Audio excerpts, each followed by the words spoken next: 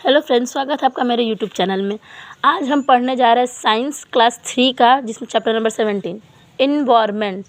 ENVIRONMENT environment. Environment मतलब क्या होता है हम ये समझेंगे। इन्वायरमेंट मतलब वातावरण, हमारे अगल बगल के जो जगह है जहाँ पेड़ पौधे जीव जंतु जानवर मिल के जिस सराउंडिंग को बनाते हैं, बेसिकली हम उसे इन्वायरमेंट कहते हैं। चलिए शुरुआत करते हैं। Environment means everything in the world around us. Environment हमारे दुनिया में जितनी भी चीज़ हमारे अगल बगल है वो सब मिला के इन्वायरमेंट को बनाती है। इट इंक्लूडेड एयर, जिसमें कि air, animal, water, food chain और प्लांट मौजूद है, मतलब कि हवा, जानवर, पानी। फूड चेन मतलब कि एक दूसरे को खाने की प्रक्रिया। प्लांट यानी पौधे। मैं आपको फूड चेन पे थोड़ा डिस्कस करना चाहूँगी कि फूड चेन का मतलब क्या होता है। जब एक जानवर कोई दूसरे जानवर को खाते हैं, फिर दूसरे तीसरे को, तीसरे चौथे को खाते, इस तरह से फूड चेन की प्रक्रिया बनती है। और ये सिर्फ जानवरों में ही नहीं होती है, इंसान, पेड़ पौधे, जीव जंतु सबको मिला के ये सर्कल कंप्लीट होता है। फॉर एग्जाम्पल घास है, तो घास को क्या हुआ कि घास पे ग्रास हॉपर नाम का जो कीड़ा रहता है वो घास को खाता है, फिर उसी ग्रास हॉपर को मेढक खाता है, फिर उस मेढक को सांप खाता है, फिर उस सांप को चील खाता है। तो आप देख रहे हैं कि एक चेन बनता है, ये सब एक दूसरे को खा के अपना ज़िंदगी का गुजारा कर रहा है। तो इसी को हम लोग फूड चेन कहते हैं। Things we need from the environment. कुछ चीज़ें, कुछ नहीं, सभी चीज़ें तो हमें इन्वायरमेंट से ही मिलती है। चलिए, we depend on the environment for many things to name a few. हम अपने इन्वायरमेंट पे सब चीज़ को लेकर के डिपेंडेंट होते हैं, यानी कि हमें जो भी चीज़ चाहिए जीने के लिए वो सभी हमें अपने वातावरण से ही मिलता है। हम अपने वातावरण पे पूरी तरह से निर्भर है किसी भी चीज़ को पाने के लिए।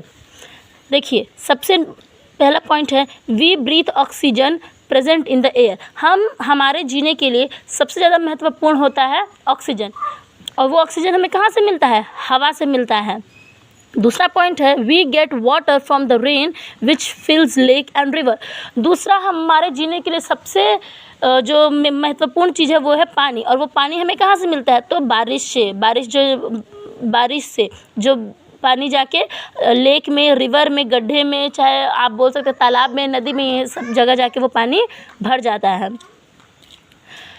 नंबर 3 है we get food from plant and animal. तीसरा, हमें खाने की सबसे ज़्यादा ज़रूरत पड़ती है, तो खाना हमें कहाँ से मिलता है? प्लांट से मिलता है, एनिमल से मिलता है। आप देखिए, जितना भी खाद्य पदार्थ होता है वो तो आपको या तो प्लांट से होगा या तो एनिमल से होगा। एनिमल से खाद्य पदार्थ जो मिलते हैं जैसे कि दूध, दही, अंडा, मछली, मीट, और प्लांट से जो हमें खाद्य पदार्थ मिलते हैं खाने लायक, जो वो हैं दाल दलहन हो गया, चावल हो गया, सब्ज़ी हो गई, सब कुछ। यहाँ तक कि हम जो फैब्रिक, जो कपड़ा भी हम लोग यूज़ करते हैं वो कॉटन भी हमें पौधे से ही प्राप्त होता है। अगला पॉइंट है plant give us so many other product such as wood, gum, medicine, cotton, fuel, rubber and paper. हमें खाने के अलावा भी प्लांट से हमें बहुत सारा यूज़फुल प्रोडक्ट मिलता है, उपयोगी चीज़ मिलता है, जैसे कि वुड यानी कि लकड़ियाँ, जिस लकड़ियाँ पे हम खाना बनाते हैं। अभी भी गांव घर में आप देखिएगा तो लकड़ी पे खाना बनता है, तो बहुत ही ज़रूरी चीज़ ये हो गई। गम्स, पेपर को चिपकाने वाला जो ग्लू आता है वो भी आपको पेड़ से ही प्राप्त होता है। मेडिसिन, बहुत सारी औषधि, बहुत सारी दवाइयाँ जो है वो पेड़ के जड़ी बूटियों से बनती हैं, पेड़ का यूज़ होता है उसमें। कॉटन, मैंने आपको बताया, जो कॉटन फैब्रिक हम पहनते हैं, सूती जिसे बोलते हैं, सूती कपड़ा का जो बनता है वो कॉटन से बनता है, और कॉटन का पेड़ होता है। फ्यूल यानी कि ईंधन भी हमें एज अ फ्यूल मतलब होता है ईंधन, और फ्यूल में जो है वो पेड़ की लकड़ियाँ कारगर साबित होती है, यानी कि आप जब पेड़ को जलाते हो तो आपको कोयला मिलता है, और कोयला एक ईंधन की तरह काम करता है। रबड़, पेपर, सब कुछ। अगला पॉइंट है we use land, water and air for transportation. देखिए, हमें इस वातावरण में हमें लैंड, वाटर और एयर तीनों चीज़ मिलता है। लैंड यानी ज़मीन, वाटर यानी पानी, और एयर मतलब हवा। ये सभी हमारे ट्रांसपोर्टेशन के लिए बहुत ही उपयोगदायी होता है। अगला पॉइंट है pollution. Making air, water, soil and the overall environment dirty is known as pollution. Pollution क्या होता है? पॉल्यूशन का हिंदी होता है प्रदूषण। हम जब अपने हवा को, पानी को चाहे मिट्टी को, अगर किसी भी चीज़ को इनमें से वातावरण में मौजूद अगर किसी भी चीज़ को हम अपनी करनी की वजह से दूषित करते हैं तो उसे ही हम पॉल्यूशन बोलते हैं। मैं यहाँ पे पहला टॉपिक पढ़ाऊँगी जो कि है एयर पॉल्यूशन। देखिए, harmful gases from car, buses, trucks and other vehicles and smoke from factories, chimneys are released into the air.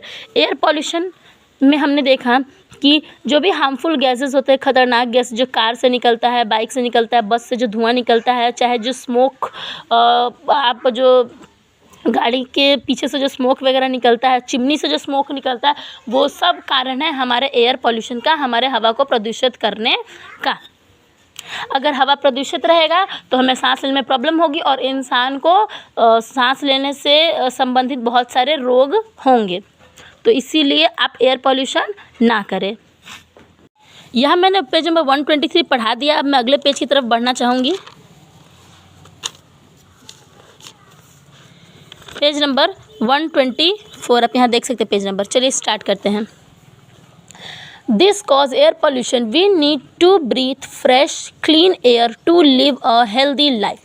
देखिए, एयर पॉल्यूशन से मैंने आपको बताया कि हमारा तबीयत ख़राब हो सकता है। ख़राब हवा को हम लोग जब सूंघते हैं तो वो हमारे रिस्पिरेटरी सिस्टम में बहुत सारी बीमारी का कारण बन सकता है। तो इसीलिए हमें एयर को पॉल्यूशन नहीं करना चाहिए, पॉल्यूट नहीं करना चाहिए, ताकि हम फ्रेश एयर, क्लीन एयर सूंघ सकें और अपने अंदर ले सकें क्लीन एयर को। और वो जो क्लीन एयर लेंगे तो हम कैसा लाइफ जिएंगे? हेल्दी लाइफ जिएंगे।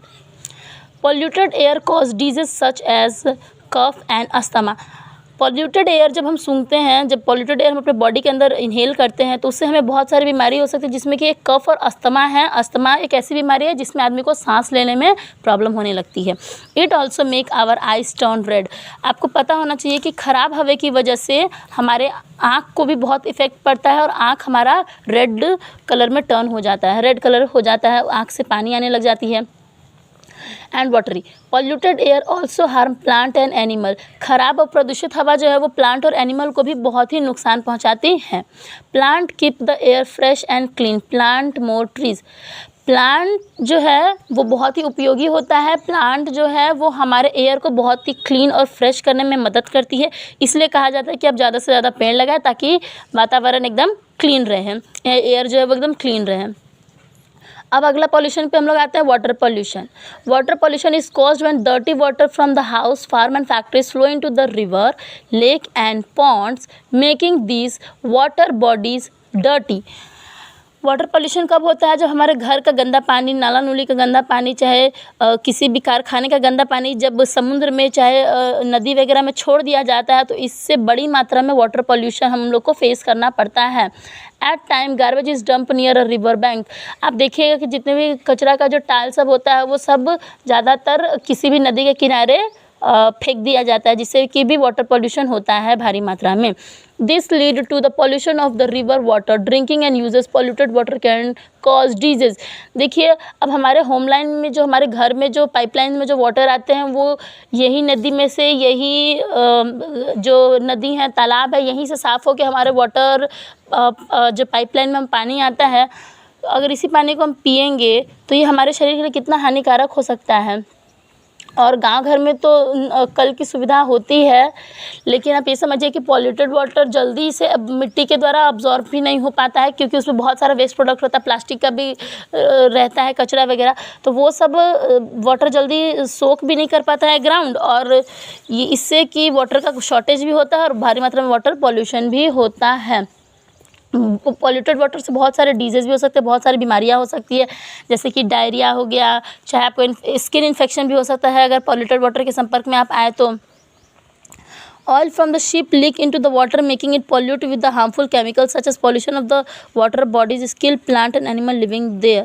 आप ये जो शिप सब जो होता है समुद्र में, जो जहाज़ वगैरह होती है, वो सब का भी कभी कभी होता है कि जो फ्यूल है वो सबको गंदा फ्यूल जो होता है उसको पानी में छोड़ दिया जाता है, और इससे पानी भारी मात्रा में पॉल्यूटेड होता है, प्रदूषित होता है, जो कि आगे चल के हमारे जानवर की जो जनजाति होती है, जानवर की जो सर्कल होता है उसको भी हार्म करता है, साथ ही साथ प्लांट को भी बहुत नुकसान पहुंचाता है, और इंसान के लिए तो हानिकारक होता ही है पॉल्यूटेड वाटर। बहुत से केसेस में तो पॉल्यूटेड वाटर पीने से, चाहे पॉल्यूटेड वाटर के संपर्क में आने से आदमी मर भी जाता है। अब हम लोग अगला पॉल्यूशन के बारे में पढ़ेंगे, land pollution.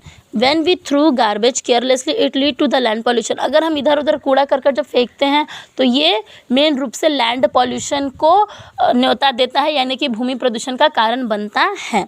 Harmful waste needs to be thrown away carefully. इसलिए आपको कहा जाता है कि जितने भी हार्मफुल वेस्ट है आप उससे केयरफुली डस्टबिन में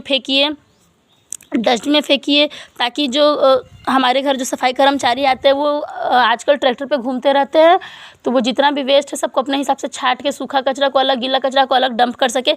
अगर आप सावधानी से कचरा नहीं फेंकते हैं, मतलब सूखा कचरा जैसे कि आपका हो गया प्लास्टिक वगैरह हो गया, पेपर वगैरह हो गया, चाहे कुछ फूड रैपर्स वगैरह हो गया, चाहे गीला कचरा हो गया जो सब्जी उब्जी का वेस्ट वगैरह हो गया, अगर सबका एक ही साथ मिला के डाल देते हैं तो वो कहीं ना कहीं डिकम्पोज नहीं हो पाएगा धरती के द्वारा, वो जो वेस्ट है वो पच नहीं पाएगा, और ये फिर आपको लैंड पॉल्यूशन में बहुत ही ज़्यादा बढ़ावा देता है, जिससे कि इंसान को ही लास्ट में प्रॉब्लम होती है। Wastage is harmful. Wasting is harmful. Overuse and wasting water, electricity and other resources are causing their shortage. In many places, people do not get enough drinking water and water of other day-to-day activity. देखिए यहाँ पे बताया गया है कि किसी भी चीज़ का ज़रूरत से ज़्यादा यूज़ करना उस चीज़ का शॉर्टेज का कारण बन सकता है।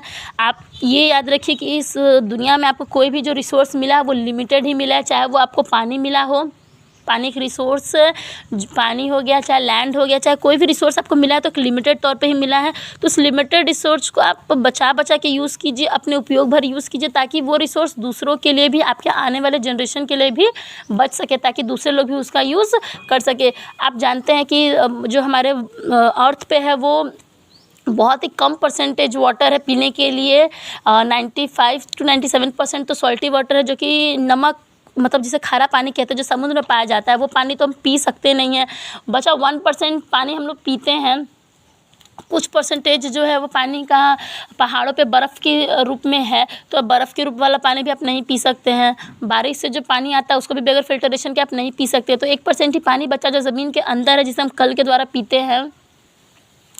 तो आप पानी को प्रदूषण ना करें। अगर वो 1% पानी आप ख़त्म कर दीजिएगा तो आपके आगे आने वाले जनरेशन के लिए कुछ नहीं बचेगा। इसीलिए जो रिसोर्सेज आपको लिमिटेड अमाउंट में मिला है उसे आप बचा के और सही तरह से यूज़ कीजिए।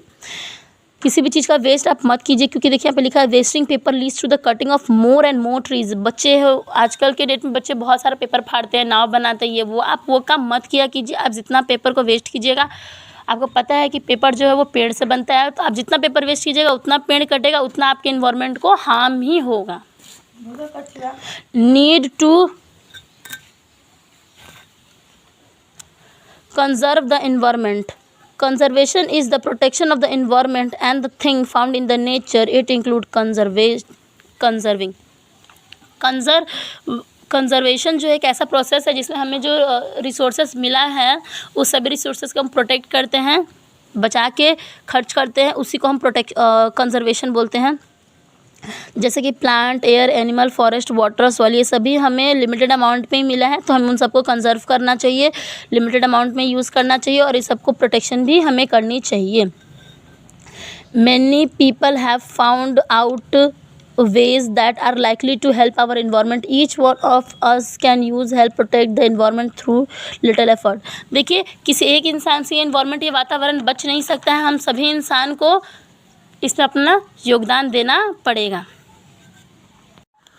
अब मैं पढ़ाने जा रही हूँ पेज नंबर 125। पहला टॉपिक है इसमें यूजिंग लेस वाटर। हमें पानी का कम किस तरह से यूज़ करना चाहिए उस पॉइंट के बारे में हम जानेंगे। Be careful not to waste water while bathing, brushing teeth and other such as daily activity. हम लोग कभी कभी जब ब्रश करते हैं तो नल खुला छोड़ देते हैं, चाहे आप बाथरूम में अपने बाल्टी लगा दी पानी भरने के लिए, आपको नहाने जाना है तो आप नल खुला छोड़ के चले आते हैं, बाल्टी में ऐसी पानी भर के बाल्टी का पानी गिरते रहता है। तो हमें इस तरह से वेस्टिंग नहीं करनी है वाटर की, वाटर को हमें यूज़ करना है। कभी कभी हम लोग सब्जी का धोया हुआ पानी सीधे फेंक देते हैं, तो आप ध्यान रखिए कि वो सब्जी का धोया हुआ पानी जो है आप किसी मिट्टी वाले सरफेस से फेंके, चाहे प्लांट में डाल दे उस पानी को, वो पानी यूज़ हो जाएगा, प्लांट उस पानी को एब्जॉर्व कर लेगा। दूसरा पॉइंट है help your family save water by using a watering can do water plant rather than using a house pipe. यही चीज़ मैं आपको समझाई हूँ कि जो आप सब्ज़ी वगैरह धोते हो, चाहे आप कभी कभी कोई ग्लास ही धो लिया, कुछ बर्तन ही धो लिए, तो उस पानी को जो है आप डायरेक्ट सिंक के थ्रू, आप पाइपलाइन के थ्रू सीधे टंकी में मत मतलब जो नीचे टंकी है सोख्ता बना उसमें मत जाने दीजिए। उस पानी को आप जो यूजेबल वाटर है, जो यूज़ करने लायक है, उस वाटर को आप स्टोर कर लीजिए और प्लांट में डाल दीजिए, चाहे किसी मिट्टी वाले जगह में डाल दीजिए। मिट्टी वाले जगह में आप पानी अगर फेंकते हैं तो जो मिट्टी है वो सारे पानी को एब्जॉर्ब कर लेगा। इससे हमारा वाटर टेबल जो है वो मेंटेन रहेगा। वाटर टेबल जो ज़मीन के नीचे का जो पानी का जो सतह है वो पानी सारा सूख के ज़मीन के नीचे चल जाएगा और फिर आप जब कल चलाइएगा तो वही पानी वापस से फ़िल्टर होकर आपके कल के थ्रू आएगा, तो आपके लिए अच्छा होगा। Water use to wash vegetable and fruit in the kitchen can be use for water plant. ये पॉइंट मैं आपको समझा चुकी हूँ। People must use a bucket of water to wash car instead of a house pipe. देखिए, जब भी आप गाड़ी या फिर साइकिल वगैरह धोते हो तो आप पाइप का यूज़ ना करके आप जग का यूज़ करें या फिर मग का यूज़ करें। बाल्टी में पानी लेके मग से आप साइकिल को, चाहे गाड़ी को, चाहे अपने कार को वॉश करें, उनको धोए। उससे क्या होता है, पानी जो है थोड़ा कम मात्रा में वेस्ट होता है। If possible, save rainwater in dumps and bucket. These water can be used to cleaning the वरांदा। देखिए, आपके घर में कभी अगर होता है कि कभी कभी होता है बहुत तेज़ बारिश हो रही है, तो आप बाहर एक डोल लगा दीजिए, चाहे बड़ा सा कोई बर्तन लगा दीजिए जिसमें आप पानी को स्टोर करके उससे आप घर वर धोने के काम वो पानी आ सकता है। चाहे आप सेम वे में मैं आपको बता रही हूँ कि वो पानी आप प्लांट को भी डाल सकते हो, वो पानी आप यूज़ कर सकते हो। अगर आप बड़े क्लासेस में पढ़ेंगे, ड्रेन वाटर सिस्टम जो आता है, वाटर हार्वेस्टिंग सिस्टम जो आता है, उसमें क्या होता है कि छत के ऊपर पाइप लगाई जाती है और ज़मीन के नीचे गड्ढा खोद दिया जाता है और छत पे जितना पानी इकट्ठा होता है सब उस गड्ढे में जाता है और फिर वो सब साफ़ करके उस पानी को हम लोग दोबारा यूज़ कर लेते हैं। तो ये आप बड़े क्लासेस में पढ़िएगा, आपकी क्लास में अभी वो टॉपिक नहीं है। हेल्प स्कूल से water bye turning of the tap properly. School में भी आपको सिखाया जाता है कि जब भी स्कूल में आप लंच टाइम में हाथ धोते हो तो नल को ज़रूर बंद किया कीजिए। आप बहुत बच्चे नल को नहीं बंद करते, उससे भी पानी का वेस्टेज होता है और पानी के साथ साथ बिजली का भी वेस्टेज होता है, क्योंकि मोटर चलाने में बिजली भी खर्च होती है। तो आप दो रिसोर्सेज को आप वेस्ट कर रहे हो, इलेक्ट्रिसिटी को भी वेस्ट कर रहे हो और वाटर को भी वेस्ट कर रहे हो, तो आप उसे वेस्ट ना करें, सेव करें।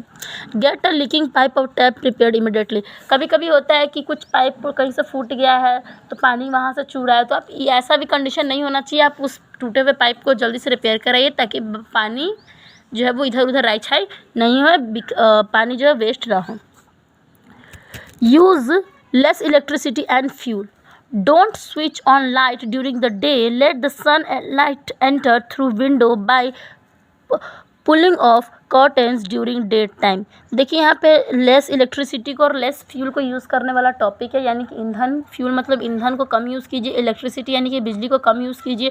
तो उसके लिए पहला पॉइंट आपके बुक में समझाया गया है कि अगर दिन है तो आप लाइट को मत ऑन कीजिए, बल्ब को मत जलाइए। आपके घर में अगर जनरली सबके घर में खिड़कियाँ होती है तो आप खिड़की को खोल लीजिए, पीछे वाला आगे वाला जो भी आपका लोहा का गेट वगैरह है, जो भी आपके घर में जो भी ऐसा जो भी रास्ता है जहाँ से जो सूरज की किरणें हैं आपके घर में आ सकती है, धूप आ सकता है, रोशनी आ सकती है, तो उन दरवाज़ों को आप खोल दीजिए। लाइट को ऑफ़ रखिए जिससे कि बिजली बचेगी। Switch off the fan, light and computer, television and radio if you are not using them. हमेशा अपने फ़ैन को, लाइट को, कंप्यूटर को, टीवी को, रेडियो को, इस सब को स्विच ऑफ करके रखिए ताकि बिजली कम खर्च हो। बिजली आप बचाइए ताकि आगे वाले जनरेशन को भी बिजली का यूज़ करने को मिले, और आप बिजली बचाइएगा तो आपको बहुत फ़ायदा, आपका बिजली का बिल भी कम आएगा।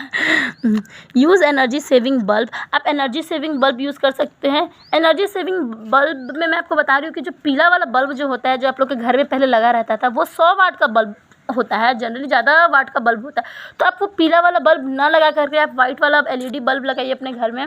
आजकल तो काफ़ी किफ़ायती दाम में आपको मिल भी जाएगा और आपका बिजली भी बचाएगा। At school remember to switch off light and fan when the classroom are empty. School में भी आपको हमेशा छुट्टी टाइम बोला जाता है कि लाइट को ऑफ़ कर दीजिए, पंखे को ऑफ़ कर दीजिए। तो ये इसलिए बोला जाता है कि जब आप क्लासरूम में कोई नहीं है तो आप लाइट और फैन को ऑफ़ रखिए। घर में भी अगर आप लोग कहीं बाहर निकल रहे हो तो लाइट को, पंखे को बंद कर दीजिए जिससे कि बिजली आप बचा सकते हैं। Walk short distance instead of using car and scooter. You will save fuel. Start carpooling or sharing a ride with friends or use the school bus to save fuel. देखिए, आप ईंधन को किस तरह से बचा सकते हैं। ईंधन को बचाने के लिए यहाँ पे आपके बुक में पॉइंट दिया गया, उसमें समझाया गया है कि अगर आपको छोटा मोटा जगह, मतलब आपको छोटा डिस्टेंस अगर आपको कवर करना है, थोड़ी ही दूर पे जाना है, तो आप या तो साइकिल से चले जाइए, क्योंकि साइकिल में ईंधन नहीं लगता है, उसमें किसी भी तरह का पेट्रोल चाहे डीजल का यूज़ नहीं होता है। आप साइकिल को आप अपने पैरों से चला के आप जाते हैं, तो उसमें आपका बॉडी का एनर्जी वेस्ट होता है, लेकिन आप फ्यूल की बचत कर रहे हैं उसमें। चाहे अगर आप स्कूटर पे जा रहे हैं तो ज़्यादा दूर, अगर कम दूरी है तो स्कूटर को अवॉइड कीजिए, पैदल जाइए, चाहे बाईसाइकिल का यूज़ कीजिए। अगर ज़्यादा दूरी है तो आप स्कूटर से चाहे बाइक से जाने के बजाय आप बस से जाइए, चाहे ट्रेन से जाइए। इसलिए कि आप बस और ट्रेन से जाइएगा तो उसमें एक ही साथ बहुत सारे पैसेंजर बैठते हैं, उससे क्या होता है कि पॉल्यूशन कम फैलता है और ईंधन भी सेव होता है। तो मैंने पेज नंबर 120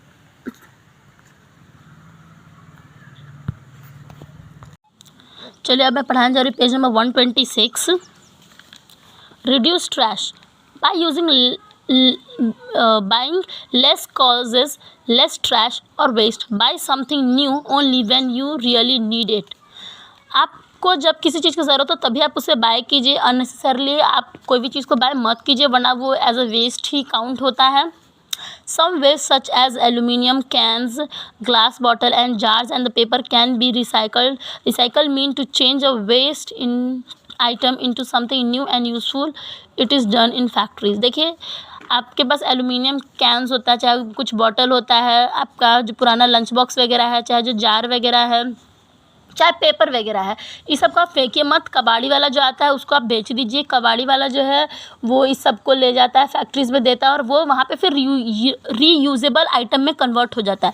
रिसाइकिल मीन्स और रीयूजेबल आइटम मीन्स कि आप जिस आइटम को दोबारा यूज़ कर सके उसे बोलते हैं रीयूजेबल आइटम। और रिसाइकिल एक प्रोसेस है जिसमें कि आपके घर से जो भी वेस्ट, चाहे जो भी कचरा, चाहे जो भी ख़राब प्रोडक्ट आप कबाड़ी वाले को देते हो, वो फैक्ट्री में देता है और फिर फैक्ट्री उससे नया बना के आपको दोबारा मार्केट में लेके आते हैं और फिर आप उसे ख़रीद के दोबारा उसे यूज़ कर सकते हैं। Kitchen and garden waste such as vegetable and fruit peel and dry leaf can be burned into a compost pit. Inside the pit, the waste would turn into useful manure and the manure can be used to grow plants. आजकल आपने एक concept सुना होगा जिसमें कि बोलता है जैविक खाद, घरेलू खाद। इसमें क्या होता है कि आपका जो किचन उचन का जितना भी सब्जी उब्जी का कचरा है, सब्जी का छिलका उलका है, चाहे फल का कोई भी छिलका है, चाहे पत्ते उत्ते हैं, इस सब को आप क्या कर सकते हो, गड्ढा बना के और उस गड्ढे में डाल के और फिर उस मिट्टी से उस गड्ढे को आप भर सकते हो। कुछ ही समय में आप देखिएगा कि वो जितना भी वो कंपोस्ट हो जाएगा, वो गल जाएगा और गल के वो एक जो है वो बगैर हार्मफुल खाद में कन्वर्ट हो जाएगा। यानी कि ऐसा खाद जिससे कि किसी को कोई नुकसान ना हो और आपके प्लांट के लिए, आपके जो खेत में जो फसल आप लगाते हैं उसके लिए भी उपयोगदायी हो। तो ऑर्गेनिक खाद बन जाता है उस तरह से। तो इसीलिए आपको बोला जाता है कि आप कचड़ों को अलग छांट के रखिए, ताकि जितने भी सब्जी उब्जी है, पेपर ऊपर है, वो सब जल्दी मिट्टी में कन्वर्ट हो जाता है, तो वो ऑर्गेनिक सब्सटेंस हो जाता है। लेकिन जो ग्लास है, चाहे प्लास्टिक है, चाहे ये ग्लास और प्लास्टिक जो है ये जल्दी नहीं सड़ता है, जल्दी नहीं गलता है, जो कि खाद में जल्दी कन्वर्ट नहीं होता। तो इस सब को आप अलग डस्टबिन में डालिए। पेपर तो जनरली रिसाइकिल हो ही जाता है, रिसाइकिल भी हो जाता है। और इस पेपर को अगर आप ऐसे ही मिट्टी के अंदर दबा दे रहे हो तो वो जल्दी से एज अ सॉइल में भी कन्वर्ट हो जाता है। तो यहाँ पे मैंने ये चैप्टर नंबर 17 ख़त्म किया है। अब पेज नंबर 127 आगे मैं आपको बताऊँगी जिसमें कि